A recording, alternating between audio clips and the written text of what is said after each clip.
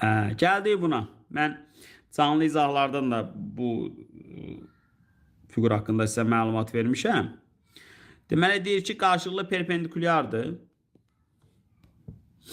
Çevrə tənliyi uşaqlar. Çevrə tənliyinin belə formalarının gəlmə ehtimalı çoxdur. Ümumiyyətlə təzə testdə olan sualların gəlmə ehtimalı çoxdur. X və Y verib. Deməli x'imiz 4'dür. Y'imiz də 2 6 6'dır.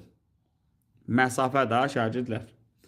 Biz burada proyeksiya qaydasını necə yazırdıq? H kvadratı bərabərdir x vur y ilə yazırdıq. Deməli bax burada bir hər hansı a desəm, 2 6 6'nın kvadratı bərabərdir 4'dan a olur 6. Bax burada olur 6. Və bu koordinat başlanğıcından sol tərəfə yerləşdiyinə görə bu məsafə 10'dur, amma koordinat o x oxu üzərinə düşdüyünə görə mənfi 10'dur. Deməli bax bunun koordinatı mənfi 10'dur.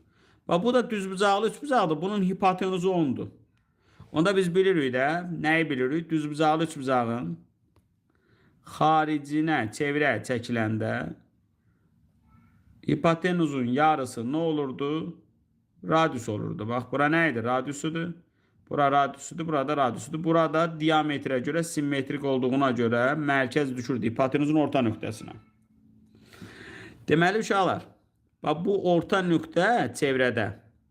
Bax bu orta nöqtə düşəcək o x oxu üzərinə və mənfi 5'ə. Çünki bura mənfi 10'dur.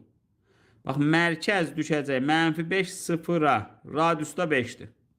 İndi deyirəm ki bu tənliyi qur, tənliyi yaz. Tənliyi necə yazırdıq? X-dən x-dəkini çıxırdıq. Y-dən y-dəkini çıxırdıq. Bərabər elirdik radiusun kvadratını. Bitdi.